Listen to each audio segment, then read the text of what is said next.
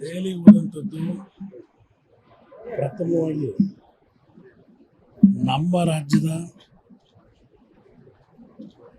ನೀರಾವರಿಯ ಅಕ್ಕಪಕ್ಕದ ರಾಜ್ಯದ ಜೊತೆಗೆ ಇರ್ತಕ್ಕಂಥ ಕಾನೂನು ತೊಡಕು ಕಳೆದ 30-40 ವರ್ಷದಲ್ಲಿ ನಮ್ಮ ರಾಜ್ಯದ ರೈತರ ಪರವಾಗಿ ಯಾವೊಂದು ಕಾನೂನು ಹೋರಾಟದಲ್ಲಿ ರಾಜ್ಯದ ಪರವಾಗಿ ಸುದೀರ್ಘವಾಗಿ ನಮ್ಮ ರಾಜ್ಯಕ್ಕೆ ಸೇವೆ ಸಲ್ಲಿಸಿದರು.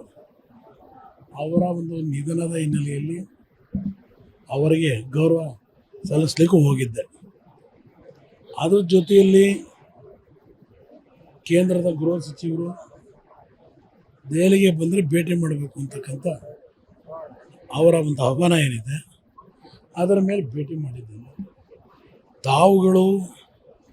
ತಾವೇನು ಆ ಸುದ್ದಿ ಅಂತೇಳಿ ತಿಳಿದು ಬಂದಿದೆ ಅದೇನೋ ವಲಯಗಳಿಂದ ತಿಳಿದು ಬಂದಿದೆ ಅಂತಕ್ಕಂಥದ್ದೇನಿದೆ ಅದು ಯಾವುದು ವಾಸ್ತವಾಂಶದ ಸುದ್ದಿಗಳಲ್ಲ.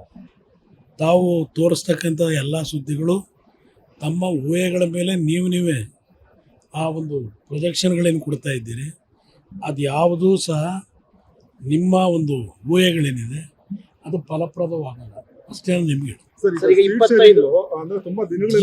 ಏನು ಸಮಸ್ಯೆ ಇಲ್ಲ, ಇನ್ನೂ 2 ತಿಂಗಳು ಸಮಯ ಇದೆ. ಮುಂದಿನ ವಾರದಲ್ಲಿ ಅದೆಲ್ಲ ಬಗೆಹರಿತವೆ. ಯಾವುದೇ ರೀತಿಯಲ್ಲಿ ಇವತ್ತು ಸೀಟ್ ಶೇರಿಂಗಿಗೆ ಸಂಬಂಧಪಟ್ಟ ಹಾಗೆ BJP ಮತ್ತು JDS ನಡುವೆ ಯಾವುದೇ ರೀತಿ ಗೊಂದಲಗಳು ಇಲ್ಲ. ಯಾವುದೇ ರೀತಿಯಲ್ಲಿ ಈಗ ಬರ್ತಾ ಇರ್ತಕ್ಕಂಥ ಧಾರಾವಾಹಿಗಳಿದೆಯಲ್ಲ ಆ ಧಾರಾವಾಹಿಗಳು ಹೆಚ್ಚಿನ ಮಹತ್ವ ಇರಲ್ಲ. ಸರ್, ಈಗ ನಿಮ್ಮ ಡಿಮ್ಯಾಂಡ್ ಎಷ್ಟಿದೆ ಸರ್? ಅಂದಾಜು ಸುಮಾರು ಗೆಲ್ಲಬೇಕಷ್ಟೇ. 28ಕ್ಕೆ 28 ಸ್ಥಾನ ಗೆಲ್ಲಬೇಕು.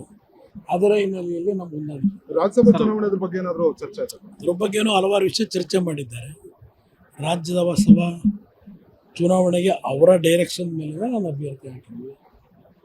ನೋಡೋಣ, ನಾನು ಆತ್ಮಸಾಕ್ಷಿಯ ಮತವನ್ನು ಮನವಿ ಮಾಡ್ತಾ ಇದ್ದೀನಿ ಕಾಂಗ್ರೆಸ್ ಸ್ನೇಹಿತರಿಗೂ. ಅದು ಯಾವ ರೀತಿಯಲ್ಲಿ ವರ್ಕೌಟ್ ಆಗುತ್ತೆ ನೋಡೋಣ. ಭೂಪೇಂದ್ರ ರೆಡ್ಡಿ ಅವ್ರ ಮೇಲೆ FIR ಆಗಿದೆ ಸರ್. ಏನಕ್ಕೆ FIR ಆಗಿದೆ?